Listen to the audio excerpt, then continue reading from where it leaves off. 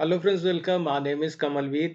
आज हम पढ़ेंगे यूनाइटेड नेशंस के बारे में। आपका पेपर है defence aspect of international relations. इसमें यूनिट नंबर या सेक्शन नंबर 3 है, जिसमें हम यूनाइटेड नेशंस के बारे में पढ़ते हैं। तो सेक्शन 3 में सिलेबस है the United Nations, structure, functions and role. तो ये पहला टॉपिक हो जाता है। सेकंड है India's role in UN peacekeeping force. India का क्या रोल रहा है। Restructuring of UN. तो आपको पता है कि यूनाइटेड नेशन बनाए को 50, 60, 70 साल हो चुके हैं। तो अभी इसे रिस्ट्रक्चर करना भी जरूरी है, क्योंकि आज के प्रेजेंट टाइम का जो वर्ल्ड है उसकी नीड्स अलग है। तो कोई भी एजेंसी है, कोई भी ऑर्गेनाइजेशन है, उसे रिस्ट्रक्चर करने की हमेशा नीड रहती है टाइम के अकॉर्डिंग। तो ये भी डिस्कस करेंगे। तो सबसे पहले हम यूनाइटेड नेशंस के बारे में डिस्कस करते हैं, यानी कि स्ट्रक्चर, फंक्शन एंड रोल्स के ऊपर आते हैं। तो यूनाइटेड नेशंस क्या है? An intergovernmental organisation. Intergovernmental organisation है ये। और इंटर गवर्नमेंटल ऑर्गेनाइजेशन का मतलब है कि गवर्नमेंट्स के बीच में बना एक ऑर्गेनाइजेशन, यानी कि वर्ल्ड के अलग अलग स्टेट, अलग अलग कंट्रीज की जो गवर्नमेंट्स हैं, उन्होंने मिलकर ये ऑर्गेनाइजेशन बनाया है। किसी प्राइवेट एजेंसी ने नहीं, किसी इंडिविजुअल ने नहीं। तो अगर इसको स्टेट्स ने मिलकर बनाया है स्टेट्स के लिए, तो इसके मेंबर भी सिर्फ स्टेट्स ही होंगे। कोई इंडिविजुअल एजेंसी तो नहीं होगी, कोई मल्टीनेशनल कॉरपोरेशन तो नहीं होगी, कोई वैसे ग्रुप तो नहीं होगा जो नॉन स्टेट है। तो नॉन स्टेट एक्टर्स इसका पार्ट नहीं होंगे। इसके मेंबर सिर्फ इंटर सॉरी स्टेट्स या कंट्रीज ही होंगे, क्योंकि ये एक तरीके का इंटर गवर्नमेंटल ऑर्गेनाइजेशन है। इसका ऑब्जेक्टिव क्या है?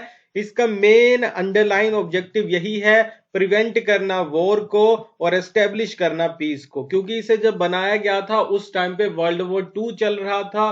तो वर्ल्ड वॉर 2 तो अलग अलग देशों ने समझा कि फ्यूचर में ऐसा कोई वॉर ना हो दोबारा, तो वॉर को प्रिवेंट करना इसका फर्स्ट प्रायोरिटी है। और सेकंड है, जो इसी का आप कह लो कि कोरस्पॉन्डेंस है, वो है पीस को एस्टेब्लिश करना, शांति बनाए रखना। क्योंकि जब तक शांति बनी रहेगी तब तक वॉर नहीं होगा।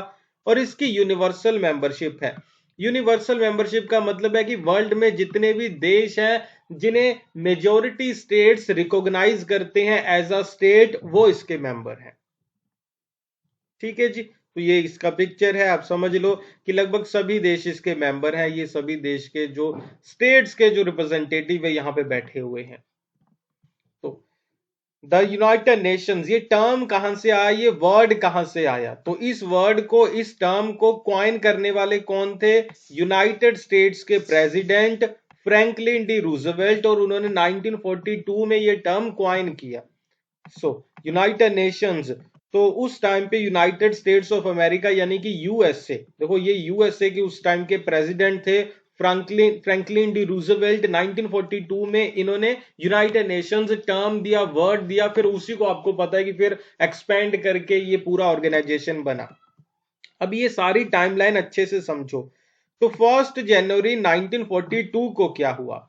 अलाइड पावर्स ने पास किया डेक्लेरेशन ऑफ यूनाइटेड नेशंस, यानी कि यहां से यूनाइटेड नेशन बनना शुरू हो गया। तो अलाइड पावर्स ने मिलकर क्या कहा कि हम एक डिक्लेरेशन पास करते हैं यूनाइटेड नेशन नाम का, यानी कि हमें एक ऐसा ऑर्गेनाइजेशन की जरूरत है। तो इन्होंने डिक्लेरेशन को पास किया। उसके बाद चार्टर ऑफ यूएन, डिक्लेरेशन पास हो गया, यानी कि इन्होंने कह दिया कि हमें कोई ऑर्गेनाइजेशन बनाना है, हमें नीड है। उसके बाद चार्टर ऑफ यूएन को प्रिपेयर किया गया अगस्त 1944 में। कहां पे? डम्बार्टन ऑक्स कॉन्फ्रेंस में। तो उसके बाद हमारे पास आप कह लो कि एक डेक्लेरेशन आ गया है। हमारे पास आप कह लो कि एक असाइनमेंट आ गया है। जैसे आप असाइनमेंट लिखते हो तो आपको असाइनमेंट दे दी गई कि यूनाइटेड नेशंस पास हो गया है, इसके ऊपर असाइनमेंट लिखनी है। तो टॉपिक पास हो गया था।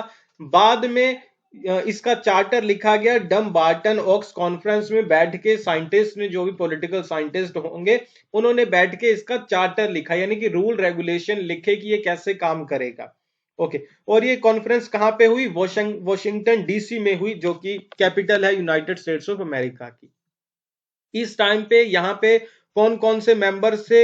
United states, China, UK and Soviet union. तो ये मेन मेंबर्स थे जिनके रिप्रेजेंटेटिव ने बैठ के ये डम्बार्टन ऑक्स कॉन्फ्रेंस में चार्टर को प्रिपेयर किया।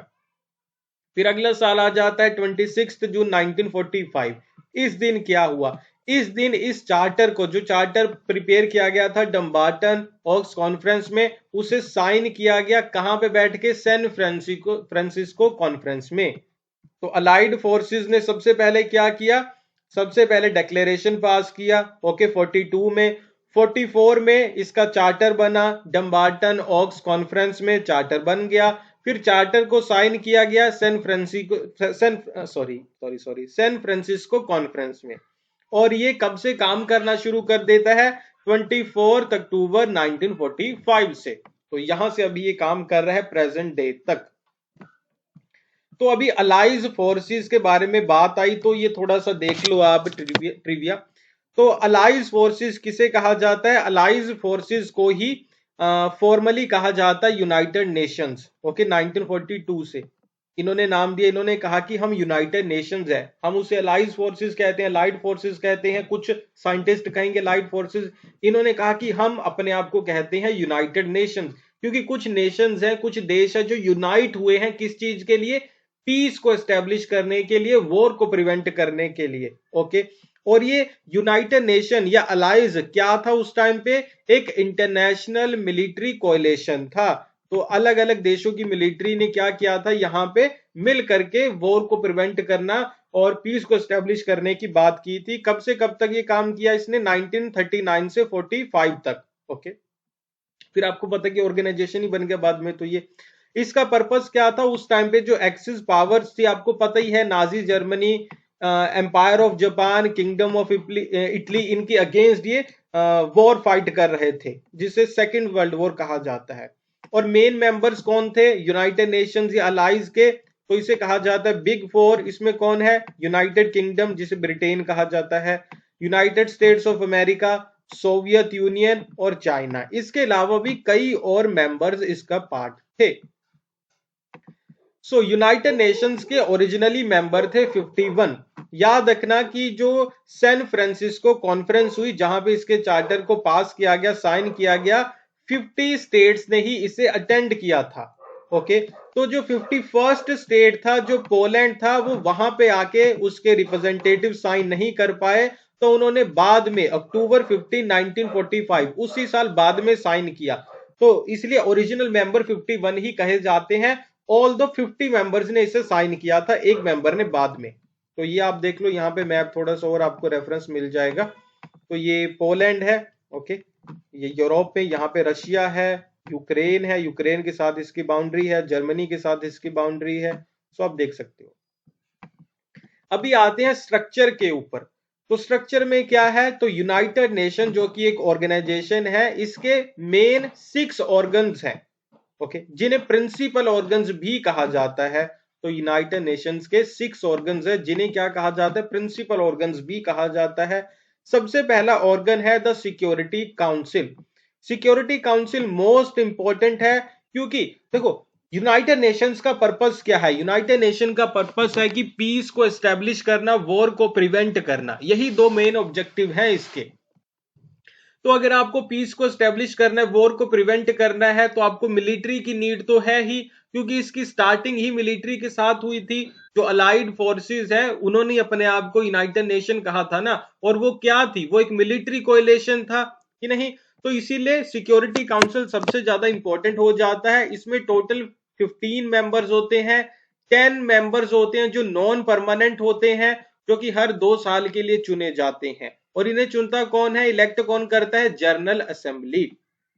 इसके अलावा यूनाइटेड नेशन में सिक्योरिटी काउंसिल में 15 में से 10 नॉन परमानेंट है और 5 मेंबर्स परमानेंट है। और ये कौन है, United states, Russia, UK, China और फ्रांस।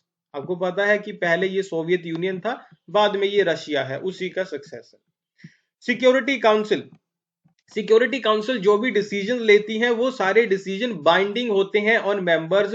सभी स्टेट्स को उन्हें मानना ही पड़ता है, कोई भी देश उसे मना नहीं कर सकता। और सिक्योरिटी काउंसिल में जो भी डिसीजन लिया जाता है वो 9 आउट ऑफ 15 मेंबर्स की मेजोरिटी के साथ पास होना चाहिए। 9 मेंबर्स मिनिमम उसे अगर साइन करेंगे, पास करेंगे तो ही पास होगा। और याद रखना कि वीटो का भी वहां पे प्रोविजन है अगर ये जो 5 मेंबर परमानेंट है, इन 5 परमानेंट मेंबर्स में से अगर कोई भी एक वीटो कर देता है, मना कर देता है, तो वो कभी भी ऐसा कोई रेजोल्यूशन कभी पास ही नहीं होगा। ओके। इसके अलावा सिक्योरिटी काउंसिल का और क्या काम है? यूनाइटेड नेशन सिक्योरिटी काउंसिल क्या रिकमेंड करती है? Name of the secretary general of general assembly. तो जो जनरल असेंबली है यूनाइटेड नेशंस की, उसका जो सेक्रेटरी जनरल होगा उसका नेम भी यही रिकमेंड करते हैं। इसके अलावा कोई भी नया मेंबर इसे ज्वाइन करना चाहता है तो उसे भी यही पास करते हैं। ठीक है, न्यू मेंबर्स को अगर ऐड होना है तो सिक्योरिटी काउंसिल और जनरल असेंबली दोनों मिलकर काम करते हैं। तो आप समझ गए। ठीक है जी, आगे बढ़ते हैं। हिंदी भी मैंने लिख रखा है, जो बच्चे हिंदी वाले हैं वो यहां से भी मतलब उन्हें कुछ वर्ड्स पता चल जाएंगे कि किसे क्या कहते हैं। दूसरा ऑर्गन है जनरल असेंबली। ओके, तो all members are part of this organ. तो आपको पता ही है कि यूनाइटेड नेशंस के तो 190 प्लस मेंबर्स हैं, लेकिन सिक्योरिटी काउंसिल में सिर्फ कितने मेंबर हैं? 15। लेकिन जनरल असेंबली में जितने मेंबर यूनाइटेड नेशंस के हैं, सारे मेंबर जनरल असेंबली के भी मेंबर होते हैं। सभी के पास इक्वल वोट का राइट होता है। जनरल असेंबली में क्या था? कुछ 5 मेंबर्स के पास वीटो की पावर है, यहां पे सबके पास इक्वल राइट है। डिसीजन यहां पे मेजोरिटी से लिया जाता है। तो 2/3 मेजोरिटी की आप कह लो कि नीड होती है इंपॉर्टेंट इश्यूज के ऊपर। बाकी कोई भी आप कह लो जो रूटीन के इश्यूज है वहां पे normal majority. So important issues कैसे? जैसे इंटरनेशनल पीस एंड सिक्योरिटी का कोई इश्यू हो तो वहां पे 2/3 मेजोरिटी की नीड है। ओके, कोई नए स्टेट को मेंबर बनना हो यूनाइटेड नेशंस का तो 2/3 मेजोरिटी की नीड है। अगर यूनाइटेड नेशंस का बजट पास करना है तो 2/3 मेजोरिटी की नीड है। All decisions are not binding, इसके डिसीजन बाइंडिंग नहीं होते। ऑल दो सिक्योरिटी काउंसिल के बाइंडिंग होते हैं। इसके सारे डिसीजंस रिकमेंडेटरी होते हैं, यानी कि सभी देशों को रिकमेंड किया जाता है कि हमने ये डिसीजन लिया है, हम होप करते हैं कि आप भी इसे फॉलो करो। एक्सेप्शन क्या है? असेंबली की जो 5th कमेटी के डिसीजन होते हैं वो बाइंडिंग होते हैं, ये बजट से जुड़े हुए डिसीजन लेती है। ओके, मतलब बाकी सारे डिसीजन रिकमेंडेटरी होते हैं, ये बाइंडिंग होते हैं क्योंकि ये बजट से जुड़े होते हैं और असेंबली की 5th कमेटी ये डिसीजन लेती है। तो ये एक्सेप्शन है, ये बाइंडिंग होते हैं, सभी देशों को ये मानने ही पड़ते हैं। ओके, सो हमने कुछ बेसिक चीजें बात की। अभी हमें बहुत सारे टॉपिक्स इसके रिगार्डिंग डिस्कस करने हैं कि नहीं। अभी हमें फंक्शन, रोल, इंडिया का रोल, रीस्ट्रक्चर, बहुत सारे टॉपिक डिस्कस करने हैं। तो इस वीडियो का complete part, second part available है हमारी वेबसाइट amanpathshala.com के ऊपर, या फिर आप हमारी एंड्रॉयड ऐप डाउनलोड कर सकते हैं, अमन पाठशाला नाम से है। लिंक वीडियो के डिस्क्रिप्शन बॉक्स, कमेंट बॉक्स में गिवन होगा, वहां से क्लिक करके आप ऐप डाउनलोड करो, वेबसाइट को ज्वाइन करो। वहां पे आपको डिफेंस एस्पेक्ट से एसोसिएटेड इस पेपर से जुड़े हुए और डिफेंस स्टडी के जितने भी टॉपिक्स है सभी के ऊपर वीडियोस वहां पे मिल जाएंगे। ओके, कोई भी डाउट है कमेंट बॉक्स में लिख के मुझसे पूछिएगा। अपना ध्यान रखिए। Thank you for watching this video. Bye bye.